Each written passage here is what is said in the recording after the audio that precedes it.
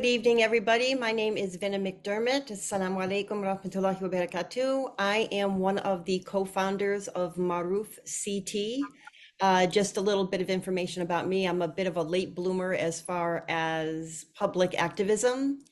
However, as a convert to Islam, it really became clear to me that Islam is fundamentally a faith of activism. We know in the Quran, it talks about enjoining good, which is where our name Maruf comes from, and forbidding evil. And our Prophet Muhammad sallallahu alaihi wasallam said, whoever witnesses something evil, let him change it with his hand. And if he is unable, then with his tongue. And if he is unable, then with his heart. And that is the weakest form of faith. So I am deeply humbled to be a part of Maruf, Connecticut. Before we jump into the program itself, I'd like to share a little bit of information on Maruf, which is an acronym for Muslim Advocacy for Rights, Unity, and Fairness. Maruf, as I mentioned, it's an Arabic word loosely translated as enjoining what is good. It's a grassroots organization that actually grew from the Connecticut Phone Bank for Palestine group. As many of you know, the phone bank group consists of many concerned Connecticut citizens who have been calling since December of 2023 to the US Senate and House representatives, and we've made now over 23,000 calls.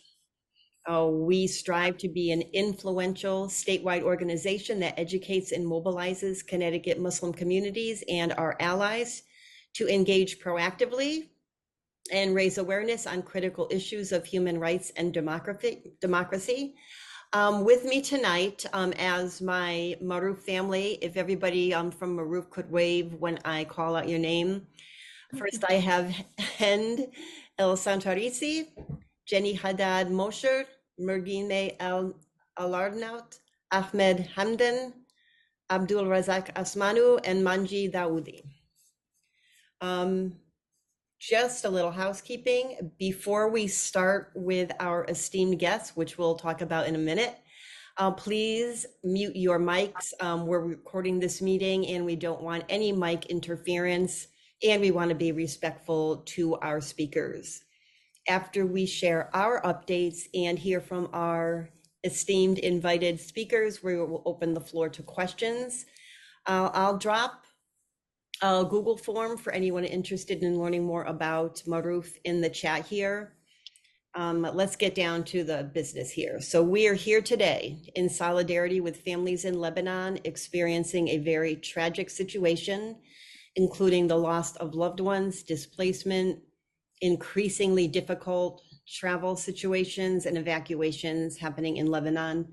Thank you all for joining us. We hope to share vital information with all of you, especially our Lebanese-American families and others who have loved ones in Lebanon. We plan to provide some information from the U.S. State Department regarding safety and security information in Lebanon, information from a recent press briefing, and share information as well from our esteemed invited guests, Abed Ayoub, the National Executive Director of the American Anti-Discrimination Committee, Hala Khalil, the Regional Manager with Islamic Relief USA. But at this time, I would like to pass the mic on to Jenny Haddad Mosher to share some information on the recent press briefing. Good evening, everybody. I'm Jenny Haddad Mosher, and I also joined Maruf as part of originally the Connecticut Phone Banking for Palestine group, meeting my co-founders when we all were on our way to DC for the protest in January. We have been talking about trying to create a mechanism to help Muslims both better understand what's going on and also better how to use our government. So in the phone banking group, that has circled around just encouraging people daily to make calls to their representatives. But when the escalation in Lebanon happened this last week, and the invasion then really started to take full force, we really felt a need to do something very practical and concrete for those. We have a large Lebanese community in Connecticut, and we knew that the anxiety and the concern were just going to be going through the roof. I was in Lebanon when I was 19 years old when Israel was bombing then. 30 plus years later, I can't believe we're still in this position, but we really wanted to provide concrete help. And our experience of reaching out to reps over the last several months made us realize how complicated it sometimes is to get a real live human being on the other end of the phone who can answer your questions. So, in preparation for the press release, which a number of you, I'm assuming a number of you have seen, if you've not seen, we can happily provide it. We reached out to representatives and senators asking them concretely for very direct contact information should any of their constituents need to reach out for assistance in getting their family evacuation help. And then we also were subsequently put in touch and included in briefings by the State Department, where they provided us with the information that Hind is going to share with you in just a little bit. So in addition to what Hind has, if you have a particular concern that you feel like you need additional support from a government official for, we have the names and emails and phone numbers of the people you need to talk to. And to that end, I am going to ask Abdul Razak Osmanu, if he's on, to introduce himself and a little bit about how that process needs to work and why it needs to work on our behalf. Is he on? Did he jump on? Uh-oh, maybe he's not on. Just Interesting. jumped on, just Oh, a just jumped on. second Okay. ago. Abdul. All right, yes, I'm hopping on. I'm going to be turning my camera on. My apologies. I think I did give a heads up to Munji, that I do have a meeting in like the next like 10-ish to 15 minutes. So we'll have to be hopping on. But yeah, no, I'm truly happy to be here with y'all. All right. Can everybody see me? Yeah, so I'm really happy to be on this call with a really great group of folks that I've had the opportunity to really get to know. Some actually, prior to the events that we've seen going on, with this genocide and extended, expressions of militarism that we've seen attached to it. Others that due to that, I've been able to grow to know and share space and community with. And yeah, in this capacity, I serve on the Legislative Council in Hamden, where I believe, in the times that we really are in, especially when you've had, the abdication of duties by, a lot of your federal government, even in certain instances, your state government. I also see, Bilal on here, who also does serve in Waterbury. I think a lot of the onus and pressure has really been put on us, to really be voices, speak out on, hear from our constituents, and really advocate in the interest of, the wishes of our constituents, as, it oftentimes really does fall on deaf ears at the federal government, if any ears at all. So with, some of the recent, heightening of tensions and, similar bombing campaigns that we saw in Gaza, in Lebanon going on, I think there is true cause for concern. Not even be it, the risk of American lives, and American citizens that are there, but really just from the standpoint of, humanity, and the, brutality that we see, with the war being waged and, violence being waged on folks. And I don't know about you, Bilal, but I know my budget season is coming up in a couple of months. And it is very, very, very tough, to be in the midst of making all of those very, very difficult decisions, and, due to your budget constraints. Whereas I probably couldn't even name you how much money we have, sent overseas to really support this bombing campaign, and, the pretty much bolstering of these human rights violations. So yeah, I think I really come here to speak on that accord, and to stand in solidarity, with the communities that we have, not only in Connecticut, but across this country. Because I think one of the things to really make clear is that this is not really a fringe issue. It's very rare in this day and age that you actually see some of the percentages of consensus, as it pertains to, things such as like arms embargoes, ceasefires. I'd say ceasefires secondly, as that is a demand that we had, once upon a time. But a ceasefire is not enough. An arms embargo truly is what we need. to, not only secure safety in the region and whatever geopolitical stuff that means, but really in the interest of, life and humanity, and really allowing people the opportunity, for actual self-determination. So yeah, happy and, pleased and happy to be here with y'all. Thank you so much. Hind, would you like to share, please, the info we've got for folks? Yes, good evening, everyone. Assalamu alaikum. My name is Hindal Santarisi, and as Vena mentioned, I am part of MARUF family. I'm going to share with you information that the Department of State shared on Friday in a webinar titled Safety and Security Situation in Lebanon. They talked about measures currently in place that to help U.S. citizens and their immediate family members in Lebanon. They basically said there are the efforts include commercial flights that from Lebanon to Istanbul and Germany. They are blocking seats on these flights for American Lebanese who want to leave. They're also arranging their own flights for citizens to increase the capacity of these seats. Commercial flights are mainly through Middle Eastern Airways. These are the only airways working in Lebanon at the time.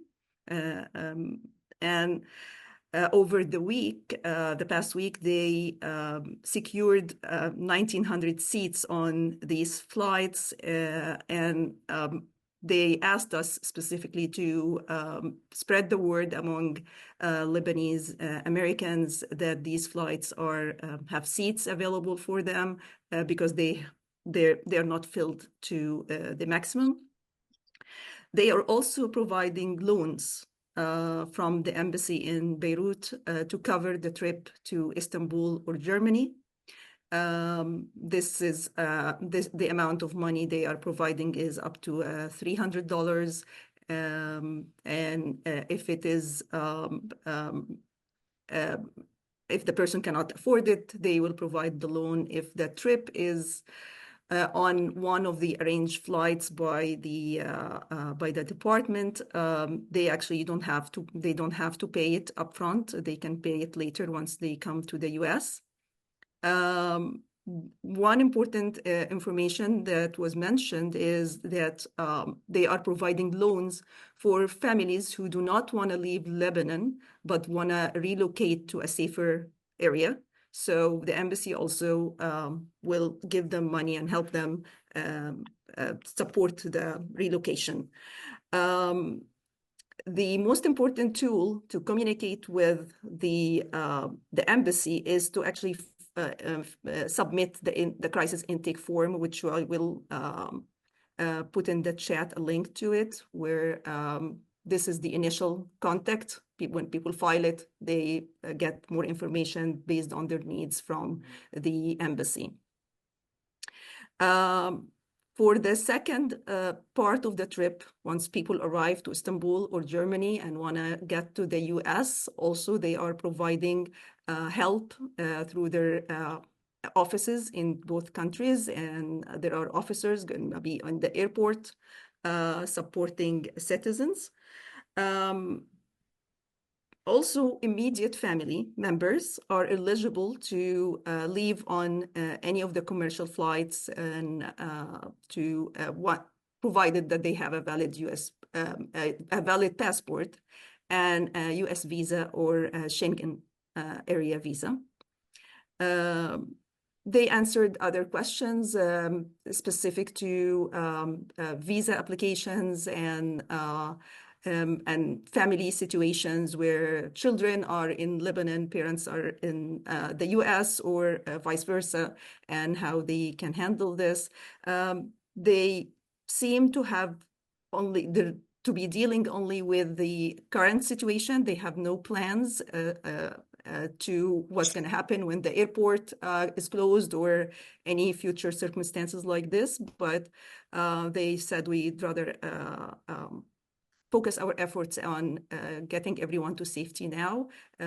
They, of course, they have alerts and other links they shared with us. I'll also drop this in the chat. And yeah, that was mostly the summary of this meeting. Jenny. Thanks, Hind. I'm going to ask people if you have questions for Hind or anything related to, because we do have further details, but if you have any more questions, to go ahead and raise your hand and leave the raised hand in Zoom if you know how to do that. If you don't know how to do that, you can go ahead and drop a question in the chat, and we will get to those questions in just a few minutes. Right now, we're going to ask, we have two guests. Actually, I guess we have three guests. But we have two. The first of a guest that we have with us is Abed A, who's the National Executive Director of the Arab-American Anti-Discrimination Committee. And he's here to give us a little update on the latest update from Lebanon. And then we're going to hear from Hala Khalil, who's with Islamic Relief. She's the Islamic Relief USA Northeast Regional Manager, to update us on relief assessment and efforts on the ground. And then we'll hear a little bit from Ahmed Hamdan, who's another member of MARUF Connecticut, who's going to give a couple of thoughts and just about how it is that a group that started calling about Palestine has ended up doing this, and just if you are interested in getting further information from us and being involved in efforts, we'll also be dropping into the chat a link that you can give us your information, your email and your full name, simply so that we can add you to an email list to make you aware of things that are going on. Thank you. So Abed, please. Here we go. Thank you. Assalamu alaikum, everybody, and thank you for having me on. And I appreciate all the work you all are doing, and really for hosting this conversation. It's a very important one, and with so much going on, not just in Lebanon, but in Palestine and Yemen and across the region, it's hard. It really is hard to to keep up. That's why these forums are important. I will talk briefly a little bit about, what we're seeing, just as way of background. I'm the executive director of ADC, the American Arab Anti-Discrimination Committee. We're the country's largest Arab American organization with nearly 130,000 members nationwide. We are engaging on many issues on every level of government across the country. And by far the most pressing and important issues right now is the ongoing genocide in Gaza and the war on Lebanon. And look, the war in Lebanon, it's playing out in real time.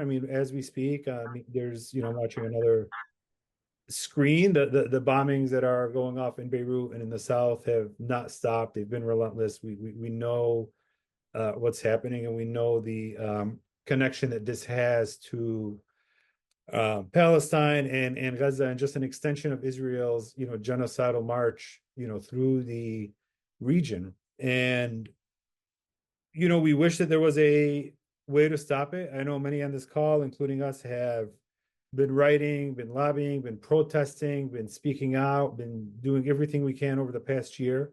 I know at times it may feel as if we are not getting anywhere, especially as we come up on the 1-year anniversary in a few hours of 10/7. But do remember that, although we may not see the impact we're having on a grand scale, there definitely has been an impact.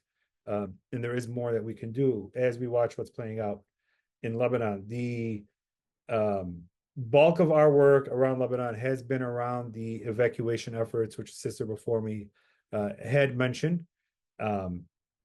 And it's a sloppy effort at best at this point. It is important. It's, it's set to register with State Department, make sure your information is there, make sure that you have the correct phone numbers or emails for folks that are in Lebanon that do need to evacuate. Given the limited cell reception, the limited, Wi-Fi reception and networks, you as folks in the US would probably be better equipped to apply and to submit the information for your relatives, family, or friends that are overseas that need the services. At this point, it is private charter flights. It is Middle East Airlines. From our conversations with the with State Department, there is an effort to bring on additional airlines, additional countries like Turkey and Germany to help take some of the U.S. citizens that want to get out. The U.S. citizens is the easy one. Legal permanent residence is the easy one. But then we get into the issue of, I have a citizenship, but my wife doesn't, or I need to bring my kids with me or my mom with me, right? Those are the more complex problems that we're seeing. We are working with State Department to try to get some sort of humanitarian parole program, similar to what Ukraine has. But the way they do it for the Ukraine is a little different than what our people have received. And we have not seen that happen. And look, just because my family's from South Lebanon, so they're in the midst of it all out in Vintage Bay in the south, and not a lot of people want to leave. They do want to stay, but for those that do want to leave and don't have a sponsor, don't have a way to get to the U.S., the humanitarian parole program is the best way forward and provides the most straightforward path. So that's something to keep an eye out on for the Lebanese nationals that are here, that are in the U.S. Whether they be students or here for medical or whatever, or even they're here undocumented. There is a deferred enforcement DED for Lebanon, for Palestine as well.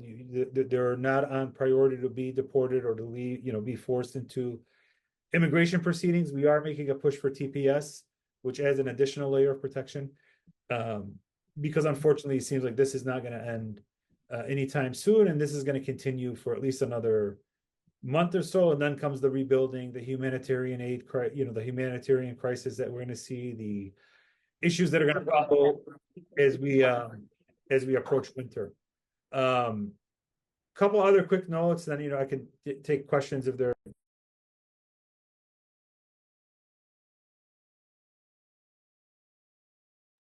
Oh no, sorry, I went on mute. Couple other quick notes. Sister, you mentioned the evacuation and the loan that the State Department is giving. I would be weary on advertising this particular loan. This is the first time such a loan has ever been presented or introduced. And that should tell you that, if the U.S. government is giving, Arab and Muslims the first of something, it can't really be that good. If it was, others before us would have used it or would have been offered it. This is a covert way of removing the population of the South. That's all it is. This is a covert way of emptying the South of Lebanon, and moving everybody north, promising them $15,000, $20,000, saying, continue your life up north and you'll come back after. But we've heard that before. We've seen that happen in Palestine. We've seen that happen in Gaza just recently, within the past year, where people were told, march south, you'll be coming back. They're still not back. They probably, unfortunately, some of them won't be back for a while. So that's our concern with that particular loan program. Now, that program existed in the past in a different format, where in 2006 and in other countries, other crises, where State Department would give you a loan, but you could use it for necessities. You could use it to buy a generator. You can use it to get medical supplies. You can use it to buy food, water, whatever you need to survive. It's not only use it to move. They're leaving that part out. If you want to use it to move, you could, but it's not contingent on that. That's not what this money is for. And we had a very serious conversation with them about the framing of this loan. We can't allow our folks they need to know that if they need the money, if they are in a position where they have to get it, go to State Department, get it, but don't feel like you need to move in order to receive this money. We were told, we can confirm that money can be used for just about anything they need to keep themselves sustained and alive during the war and during the bombing. The other notes I have, the airport, the evacuations, that's still going. You can try to get on a seat. It's not the best process. They are calling people. They're telling them that there's tickets available, but then when they get to the airport, they realize it's first come, first serve. It's not really tickets, that are set aside for you. That's important to keep in mind as people drive through bombs and roads and dangerous areas to get to the airport, only to be forced to drive back. And kind of like with terminology, this is not technically an evacuation. It reaches the level of an evacuation when the U.S. military gets involved. It may not be the popular opinion, but for us at ADC, it's like we don't want to see the U.S. military there in any way. We don't want to see the U.S. military there evacuating people by sea. That means the airport's been bombed, the roads have been bombed, and the sea is the last resort, and you need the military to do this.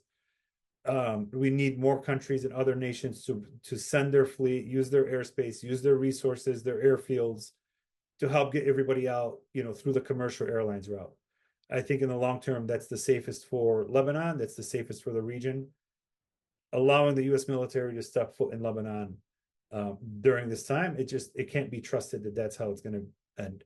Just look at what happened in Gaza with the humanitarian port as well. So again, this is an important time, and we do got to keep pressure on. We didn't even talk about the advocacy and everything, contacting our members and tying this into Gaza and tying this into the broader policy. We never get a chance; those go without saying. So that's kind of like a quick recap of what we're working on and where we are. And I'll open if anybody has any questions or anything. I'll gladly answer. Thank you. So first, we're going to hear from Hala, and if you have a question for Abed, please save it and either raise your hand or place it in the chat. Thanks. Oh, it looks like she's trying to enter the waiting room, actually. Here we go. Assalamu alaikum. I'm here. Oh, they're good. Thank you for inviting me to join this gathering. I had just heard about MARUF, subhanAllah, from Brother Munji earlier, and I really think it's beautiful how this group has come together. I will not take up much of your time, but in terms of providing an assessment right now on the humanitarian situation in Lebanon, I'm pretty sure many of you are obviously very intimately familiar with what's been happening there. But in terms of some of the details, there's already like 1.75 million refugees in Lebanon, and a crippling economic crisis. And so adding to it, this current war on Lebanon has made everything exponentially worse. And then in terms of numbers, there's been, obviously like 1,000 people who have already died, 6,000 injured, and the mass displacement numbers are, increasing by the day. And in terms of the current situation on the ground, there are hundreds of thousands of people who are sheltering in schools that have been converted into shelters. But as you can imagine, they're extremely overcrowded and the conditions are really hard. And reports of people just now taking shelter in the streets and in cars. The facilities are limited. In many of the shelters, there are 100 people sharing a single toilet. I mean, it's reminding me of, the situation in Gaza. Obviously, there was pre this war, major power shortages, fuel shortages in Lebanon. Also, even worse, many of these shelters right now also do not have power. The healthcare system is deteriorated. At least 6 hospitals across Lebanon have been damaged and no longer functioning as a result of the recent strikes. Water facilities have been damaged. It's been disrupting the water supply all across the region. And and so to the point where there's a lot of the Syrian refugees are moving back to Syria, and some Lebanese people are finding refuge as well in Syria. So in terms of Islamic Relief's response on the ground, we have launched an emergency campaign response that includes providing clean water, food, non-perishable food items, also preparing for like the cold and the winter with mattresses, bedding, some different types of shelter, hygiene kits, diapers, women's hygiene products, obviously medical supplies. We are also working on establishing a few medical clinics, so mobile health clinics, to be able to manage some of the situation on the ground. I mean, the situation obviously is still unfolding, and our work will right now, I think we're at the point where it's like one of the earlier categories of emergency, with about like $2 million pledged right now. And depending on how the situation unfolds over the next few weeks, we'll be able to have more updates. But that's currently the situation from the Islamic relief perspective, the assessment on the ground, as well as our response. And happy to offer any additional information or details if you guys have any questions, inshallah. Thank you. Ahmed, a quick word, and then we're going to be ready for questions. So if you've been thinking of questions or things have occurred to you, go ahead and put them in the chat or raise your hand while Ahmed gives us a quick word about MARUF's activities and the possibility of getting involved in both Palestinian and Lebanese advocacy. All right. Hi, everyone. Thank you for joining us today. So for those of you who might not know who I am, my name is Ahmed Hamdan. I am a activist in the state of Connecticut, and while originally I entered the scene of activism through Palestine, over the last year, as I'm sure many of you are in the same place, my activism has actually started to grow towards more of a concept of collective liberation and all that entails for all marginalized people worldwide. Now, as I'm sure you're all I work with We Will Return. That's one of the organizations that I'm currently a part of, as well as the Connecticut Palestine Solidarity Coalition. And recently I've been working with MARUF. To be fair, I have been very busy the last few weeks, so I'm just getting into MARUF, but I'm looking forward to being a part of this because these are a great group of people who have been putting a lot of work in for the last 12 months. So the movement in general, I think, has been growing very steadily, but very exponentially at the same rate. I think a great gauge of the state of the movement is that I'm a Palestinian-American, and ever since I was a kid, I would talk about Palestine to my coworkers, to my classmates, and for a very long time, people had no idea what I was talking about, or if they did, they had very little idea of what was going on. So the movement has been growing exponentially. So we're at the point where even regular people who are in your day-to-day begin to ask questions, begin to understand a little bit more about the complexity of what's going on and the US's involvement and all of the history and all of that.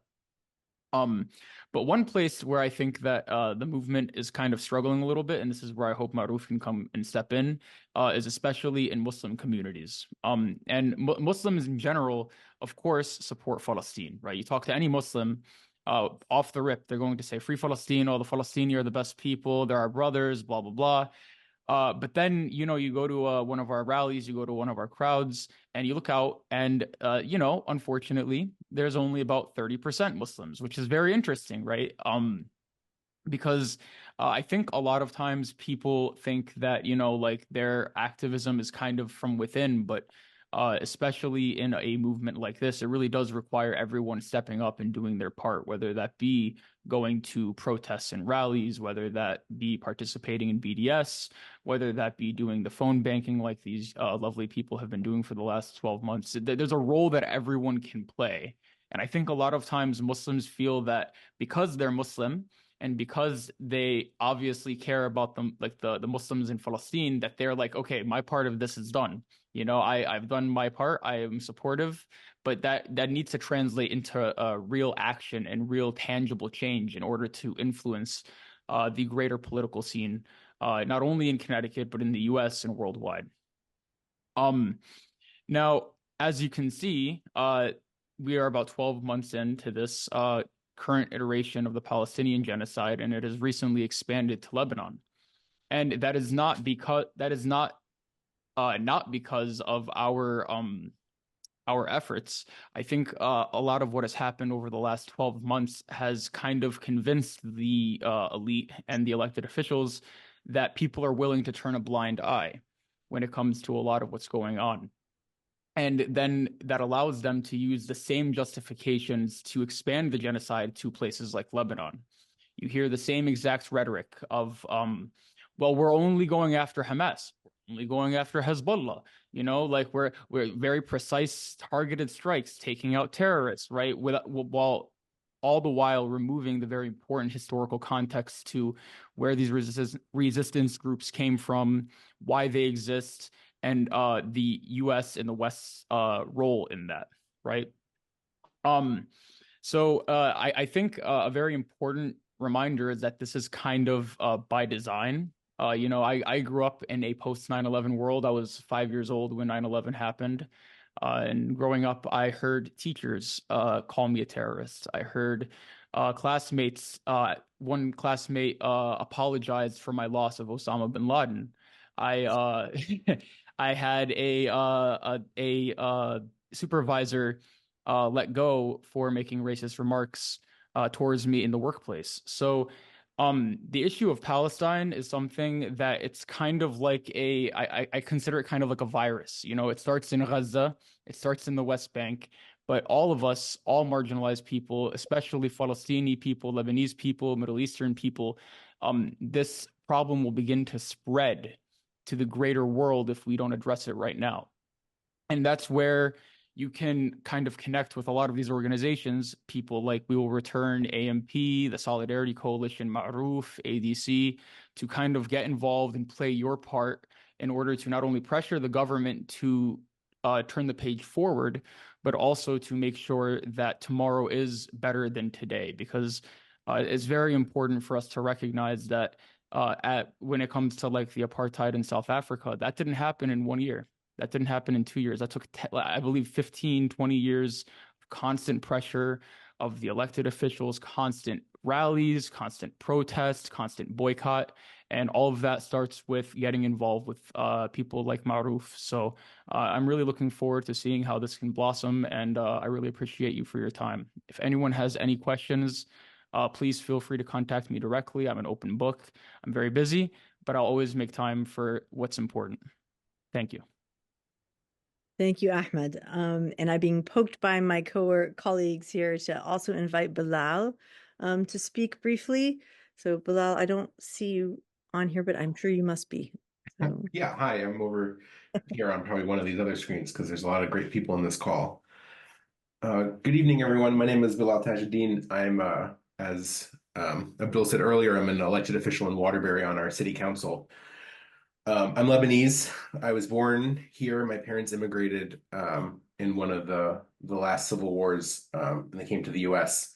We've been here ever since. And Vina had asked me just to say a few words, and I thought I would just sort of mention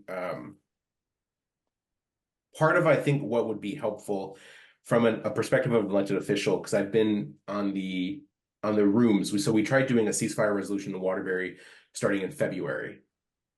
Because using our sort of commission structure for human rights, we wrote one and we passed it through to our Board of Aldermen, and it sort of got stalled. And I think on a local level, which is really the only political experience I can speak on, the key factor is a lot of consistency in engaging with elected officials. I've heard some of my elected colleagues say things like, well, I got 4 emails for and 5 emails anti, right? I mean, they really keep a scratch pad of how many comments they get. They count phone calls, they count text messages. And I know that there's a lot of great appeal to push to a state and national level.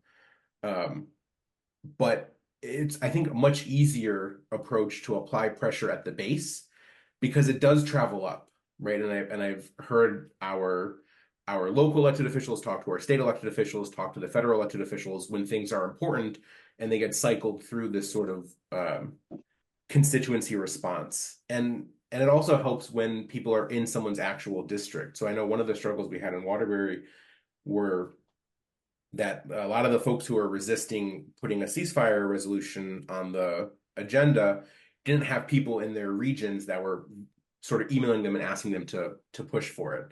So there's a real strong need for sort of hyper-local grassroots efforts to push things through. And then, Ahmed, you were saying a minute ago, like to talk to folks in a real holistic way around what's happening. And so, just last week, I was in City Hall talking to some of the women who work in our clerk's office, and they like had a vague idea of what was going on, but a lot of concrete detail is missing. I mean, we all see the American media versus our media back home, whatever home that is, and the differences are stark. And the details are very different. I mean, we've seen how many New York Times articles saying that, someone gets killed and it seems almost like a spontaneous act, and they never really associated with direct actions of Israel or the US bombs or anything like that.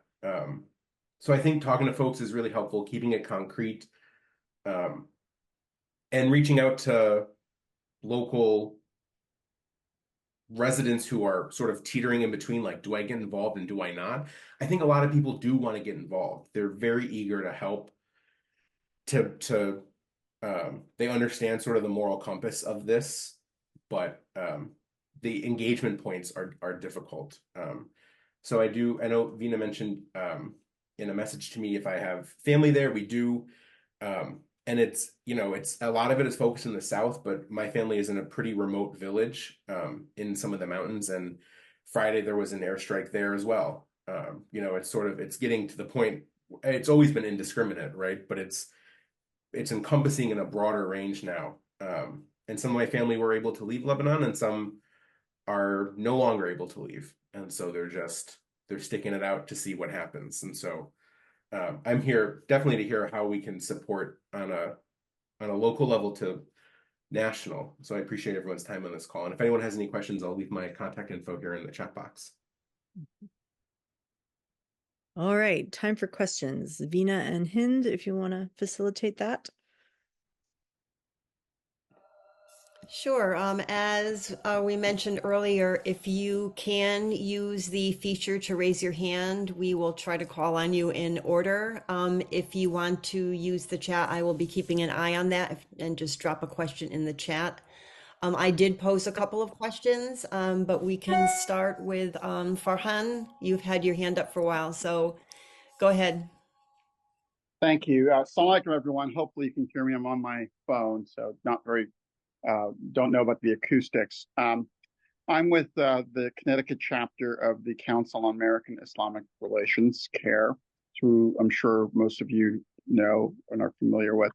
We've been working over the past year in many areas in which our local population here has been affected by the genocide in Palestine, and now as it's expanded into Lebanon and Yemen and maybe even Iran, I think it'll hit home even harder for a lot of people. Over the past year, we've seen many instances in which people have been discriminated against for their pro-Palestinian advocacy in either schools or workplaces. We've met with all of our elected officials. We've talked a lot in the media about what's been going on in Palestine and the Israel's genocide against that people, continuing ethnic cleansing. All, as people have noted on this call this evening, all of those things are going to continue to happen as the war gets expanded into Lebanon and beyond.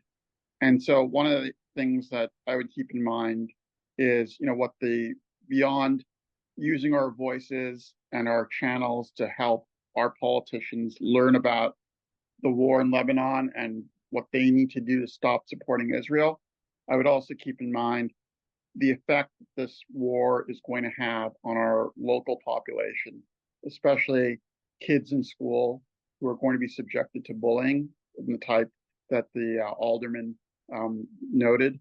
As kids talk about not only Palestine now, but also Lebanon, that's going to continue putting them into the crosshairs of not only students who are, pro-Israel, but teachers and administrators as well. And all those types of bullying and harassment activities need to be reported assiduously to school officials. Secondly, I would say in the realm of politicians, we have a meeting scheduled on Wednesday, I think it is, with John Larson's foreign policy advisor on his staff. If any of you want to join that meeting, please let either myself or Hassan Awad, who's also on the call, know, you're more than welcome to join. I think we want to really put the case to him that this expansion and never-ending war that Israel wants to create and drag the United States into is something that we absolutely need to avoid. And the best way to do that, I think, is to stop giving Israel arms and money. And it's about time that American politicians come to realize that.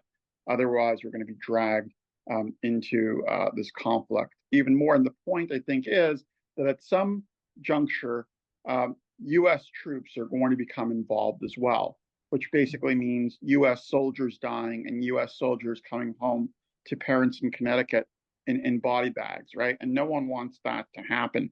And so it's really in our best interests and our elected officials' best interest to try and stop this war from spreading and continuing now.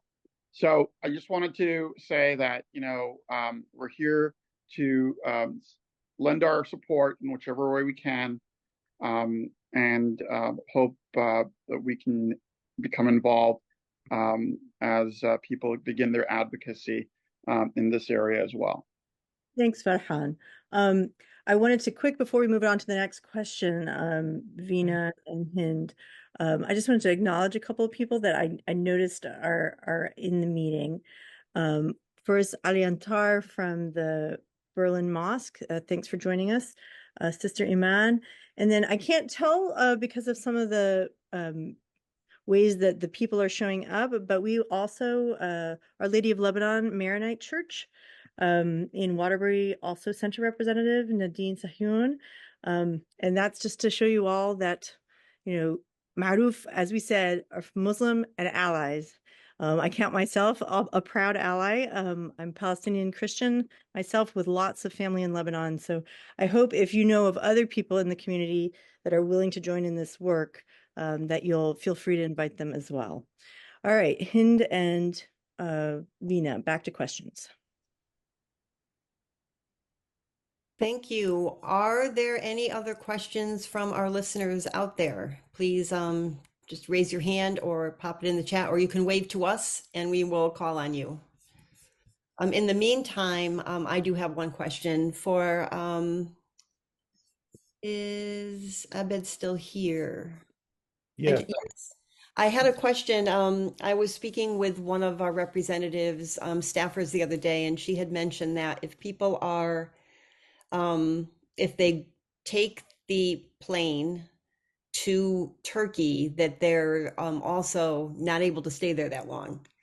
So there's that extra piece of stress that's added. Do you know how long they're able to stay before then they have to find another place to go? 72 hours. 72 hours. So that's why, it's important to have your flights and everything lined up. It is 72 hours, but there are negotiations to extend that, so maybe Turkey can waive that rule for those that are coming in, but it is currently 72 hours. Thank you so much.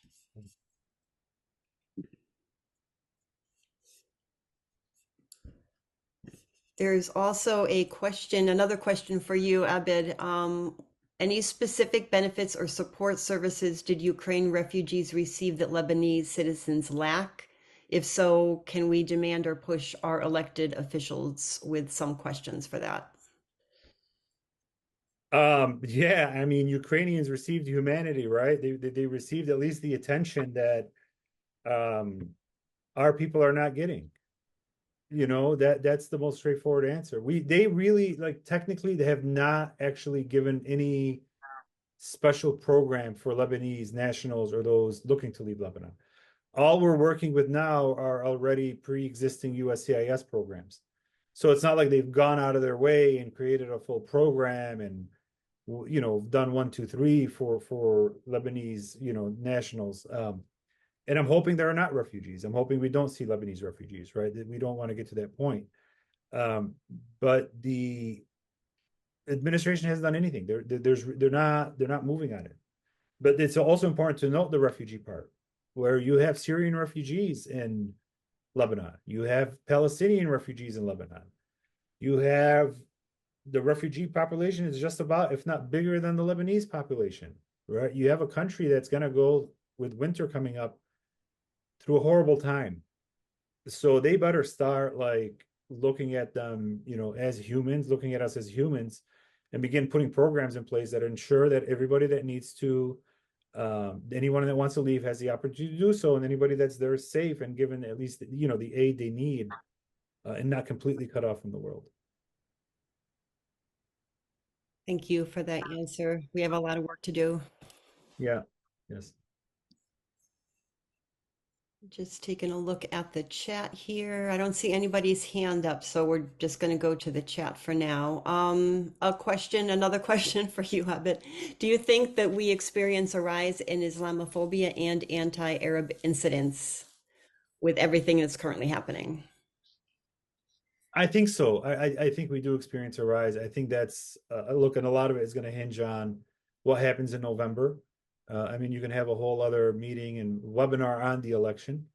There's some exciting chat groups out there if you're interested that are discussing it all day on WhatsApp. But a lot of it will depend on what happens this November. And unfortunately, if a Trump administration comes in, which looks like a high probability of happening, we need to be prepared. How do we handle that? How do we handle the discrimination we're going to see in our schools? How are we going to support a lot of the students? As my brother from CARE was talking about, there's going to be the need for resources, for additional trainings and protections, because the attacks on us are going to be elevated and in a way where we haven't seen in many years.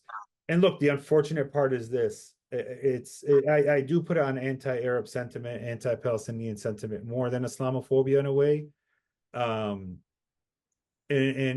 work closely with Nihad and the folks at CARE all the time, and I know there's an overlap between the two, but we're going to see a lot more victims that are not Muslim. We're going to see a lot more Arab Christians that are going through things. We're going to see a lot more Arab, Druze that are going through things. We're going to see people that look like us going through this. I remember after 9/11, about a few years after, I was working at ADC, Puerto Ricans was one of the top categories of clients we received, because a lot of these brothers looked a lot like, some of my friends and family members, but they were going through the discrimination at work and in different places. So I anticipate that we're going to see a lot of anti-Arab activity, a lot of anti-Palestinian activity, and a lot more attacks on not just Arab Muslims, but the Arab Christian, the Arab Jewish community is going to face it this time. And that's going to be, that's why it's going to be important to build. And look, going back to Lebanon, as we've been saying, when the bombs fall, they don't know your religion. They're falling. They're dropping them all over the country. And it's going to be the same thing here. They're not going to care what your religion is, what your belief is. You look like one of them, you're going to be targeted. So we have to be prepared. We have to be prepared for this rise, and we have to admit that this is a high probability of something that may be coming.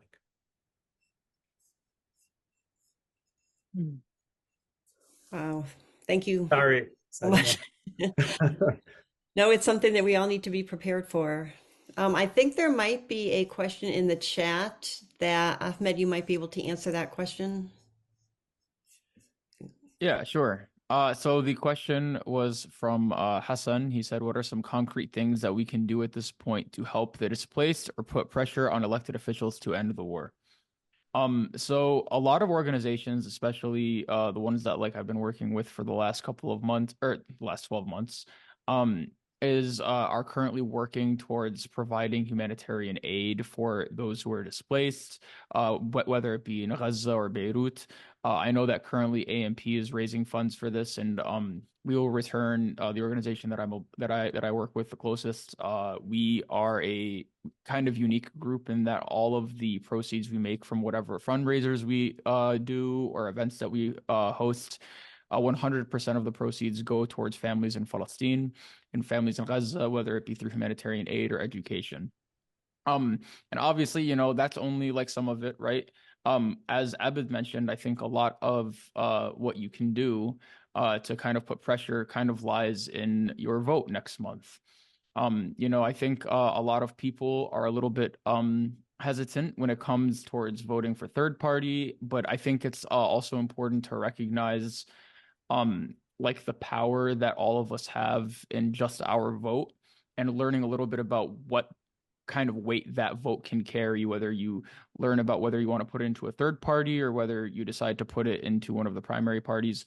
But just understanding that you can use your vote to send a message to those elected officials to pressure them to understand that we do have red lines and that we are not willing to cross those red lines or turn a blind eye for the lesser of two evils when in actuality they're of the same evil. So I know that there are a lot of organizations that have been kind of trying to raise education about voting third party. I know there are people in this call. I believe Hind has been working with the Green Party. I highly encourage you to reach out to some of these folks and kind of understand like what power your vote has and how to use it in for its best effort. Thank you. Thank you very much. So much information, alhamdulillah. Any other questions before we wrap it up here? Wait a minute. Is there any collection of items that should be shipped to Lebanon? I think Hala is off the call, but she left her the link to Islamic Relief, and she had listed a few things that they might need. So if you go onto the Islamic Relief website, you may be able to find that information. And then Richard Frank is asking, and this might be for Abed again, are there any programs in place if we want to sponsor a Palestinian or Lebanese family or to move to the United States? Again, not currently. That's the Ukraine style program. That's what we're hoping for, but it is not, has not been implemented. Thank you so much. All right, it is almost 8 o'clock. I don't believe there are any more questions in the chat.